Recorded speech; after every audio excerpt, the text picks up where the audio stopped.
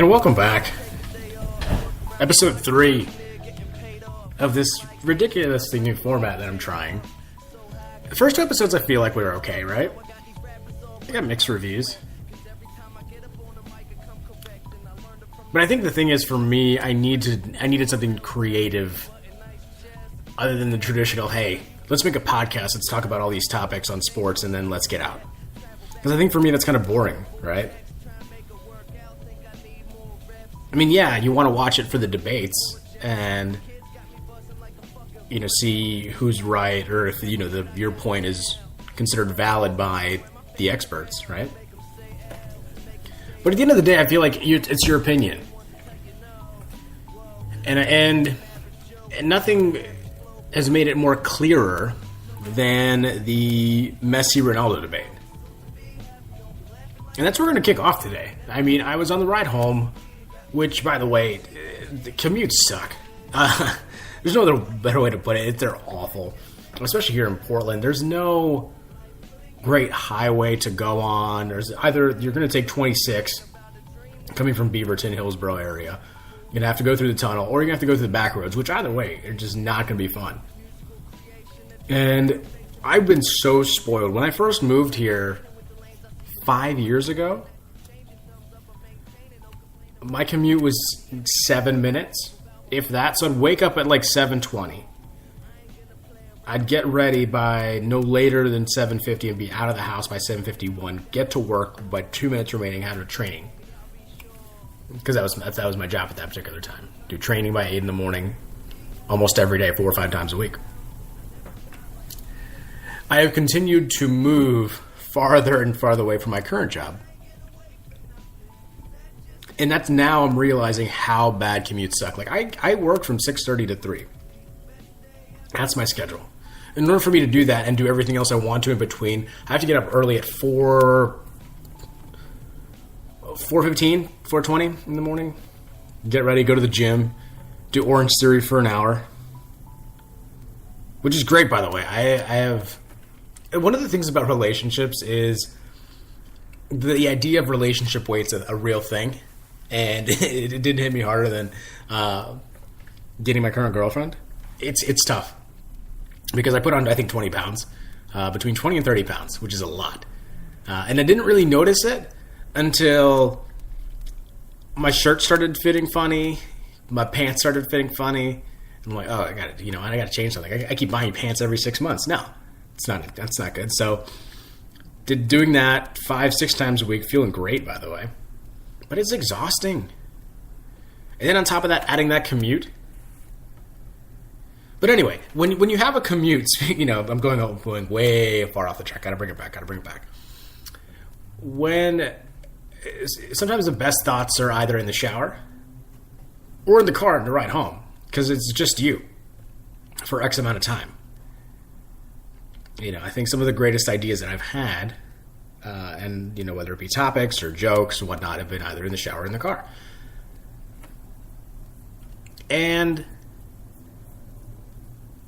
I feel like with Messi and Ronaldo, it doesn't matter how many Champions Leagues Ronaldo wins over Messi, or how many La Liga titles Messi wins over Ronaldo, especially now that Ronaldo's gone and he's at Juventus. There isn't convincing from either side. I mean, any argument, really, at this stage right now, that if you're a Messi fan and you're trying to convince a Ronaldo fan, hey, Ronaldo is the second best of this generation,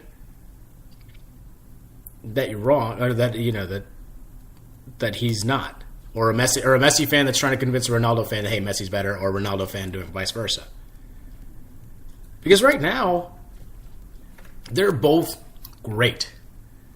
This is, I would say, the equivalent of, for people who don't watch soccer and watch basketball, the equivalent of Magic Johnson and Larry Bird in the 80s, when it was them in the NBA Finals.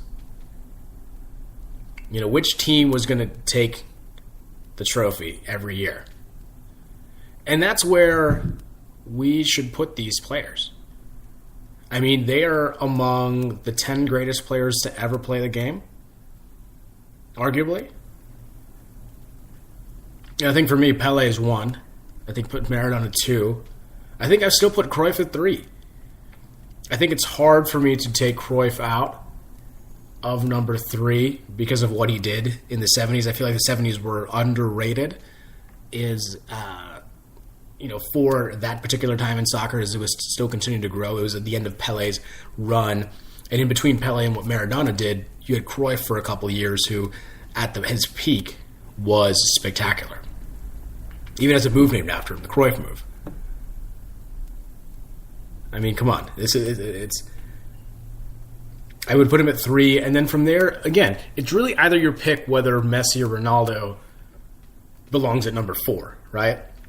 Because the argument for Ronaldo is that he's won 5 Champions League titles as of right now. He's won a European championship, which Messi fans like to debate whether or not he deserved him, getting that gold medal. Look, he carried them in that Euro all the way to the final. Yes, he got hurt in the championship against France, the host, in France.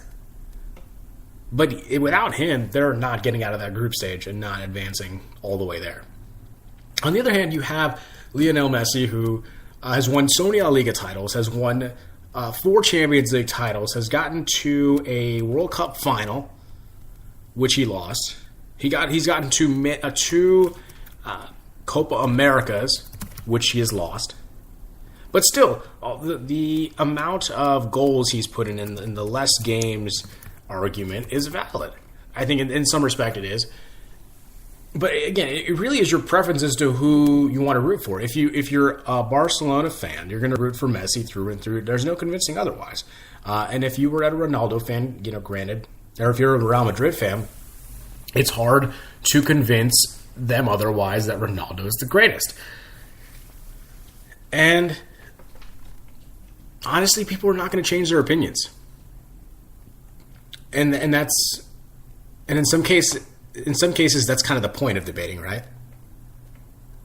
Because you want your point to be validated in that sense.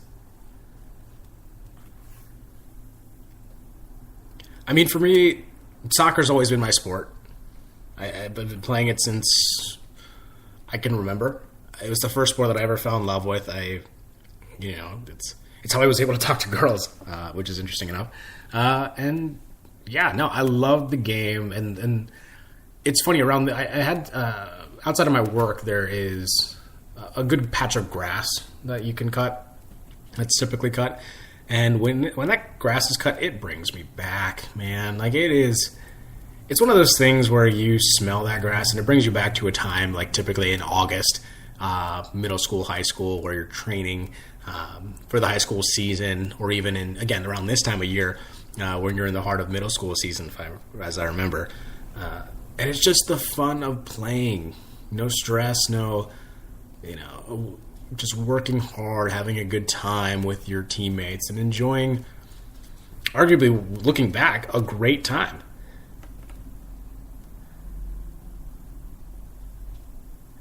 And I'm excited. I'm excited for these next couple games in Champions League, as we talked about on last week's podcast.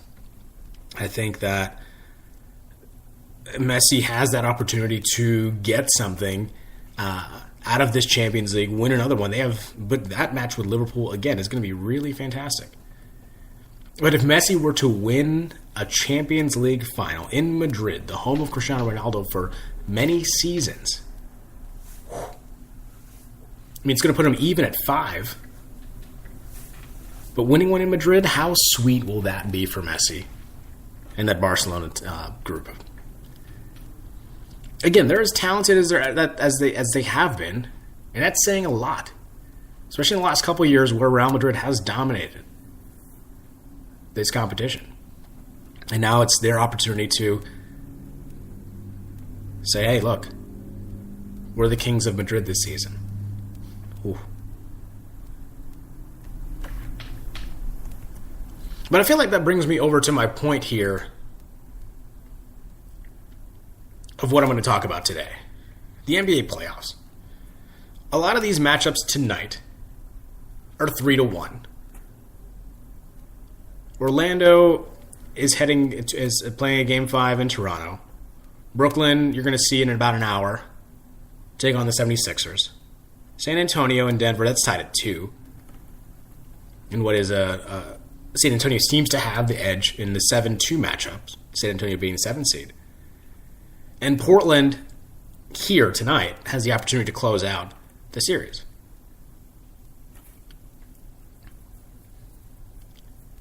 And speaking of Portland, which is what we're going to talk about, I feel like everyone's made up their mind with Russell Westbrook at this point. We know what he is. You either like him or you don't. You either think he is a top player in the league, or you look at it and say, look, he's past 30, he's a stat patter his whole career. His triple-double season, which he's done now the last 3 seasons, is just stat padding and nothing else.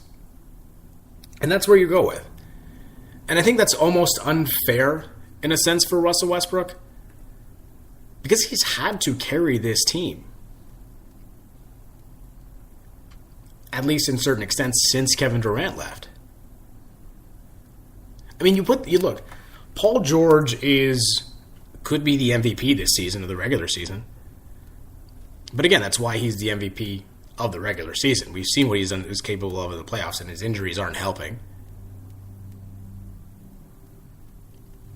Steven Adams will probably get the blame for what's going on. And again, he has a salary that's of $27 million over the next couple seasons, 28 at one point. So I think that this is a problem.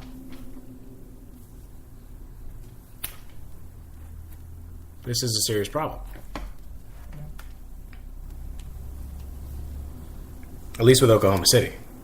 But we know, again, you can either pick on either side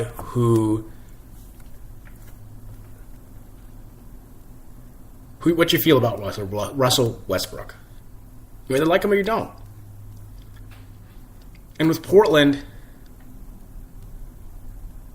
this is a team that deserves to get out of the first round.